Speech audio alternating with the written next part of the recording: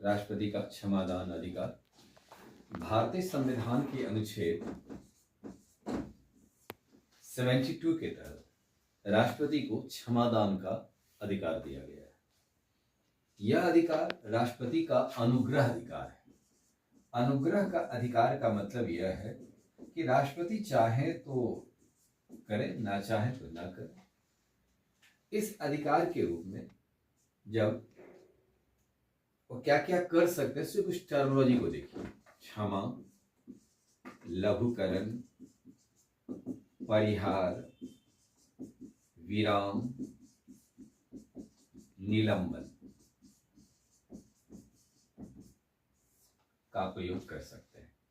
लेकिन एक अभियुक्त पर राष्ट्रपति इसमें से एक ही का इस्तेमाल कर सकते हैं, लेकिन इस सभी का अपना अपना महत्व होता है। यदि राष्ट्रपति की क्षमा के बारे में देखिए, यदि राष्ट्रपति किसी अभियुक्त को क्षमा कर दे तो आरोप खत्म, बाइज्जती और रिहा हो जाएगा। लघुकरण का अर्थ होता है, लघु मतलब छोटा, करण मतलब करना, बड़े अपराध को छोटा करना लघुकरण कहलाता है। जैसे फांसी की सजा को आजीवन कारावास में बदलना, तो यह लघुकरण हो गया, या अन्य सजा में बदल देना, ये लघुकरण आ जाएगा।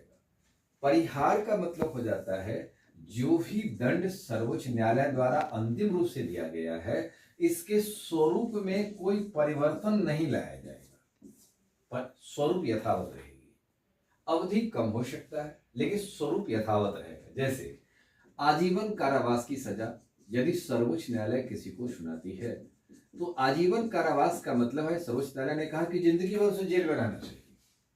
लेकिन जब किसी व्यक्ति की मानसिक व्यवस्था में परिवर्तन होने लगता है तो उसे कम से कम 20 वर्ष की सजा, जिसमें से उसे 14 वर्ष उसे जेल में रहना पड़ता है। तो ये हो गया आजीवन कारावास। आजीवन कारावास का मतलब हो गया कि कारावास की सजा को कारावास में ही बदला जाएगा। कारावास की सजा को कारावास में ही बदला जाएगा, चाहे वो 10 वर्ष की कारावास हो, 5 वर्ष की कारावास हो, 6 महीने की कारावास हो, कारावास की सजा को कारावास में ही बदला गया। अर्थात दंड का स्वरूप कारावास था, तो ये परिहार कहलाया। यहाँ कभी तुलनात्मक क्वेश्चन दिया जाता है कि लघुकरण और परिहार में मूल अंतर क्या है। लघुकरण में स्वरूप कुछ भी परिवर्तन हो सकता है, लेकिन परिहार में दंड का जो स्वरूप है उसमें कोई परिवर्तन नहीं होता है। विराम का मतलब है कुछ समय रुकना और फिर से संचालित होना। ये देश की भविष्य का सवाल उस अभियुक्त के साथ कहीं जुड़ा होता है, तो ऐसी स्थिति में राष्ट्रपति का आदेश देकर उस मामला को रोका जा सकता है, फिर उस पर कार्रवाई की जा सकता है। ये विराम आ गया।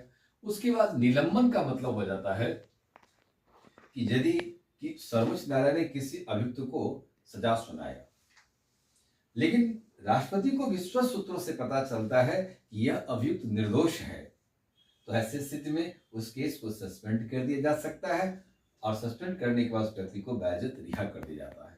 इस प्रकार से क्षमादान का अधिकार एक अनुग्रह अधिकार है, और अनुग्रह अधिकार का आधार बनाते हुए यह सर्वोच्च न्यायालय जब किसी अभियुक्त को अंतिम सजा सुनाता है उसके बाद इसकी कार्रवाई की जाता है।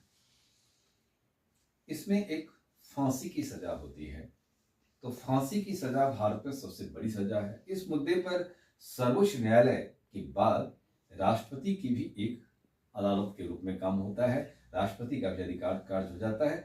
तो हम इसे अब दूसरा दिन समझाएंगे कि भारत में फांसी की सजा क्यों दी जाती है, विश्व के 106 देश माफ कर दिया, भारत में क्यों फिर भी जारी है, इसके बारे में चर्चा हम दूसरा दिन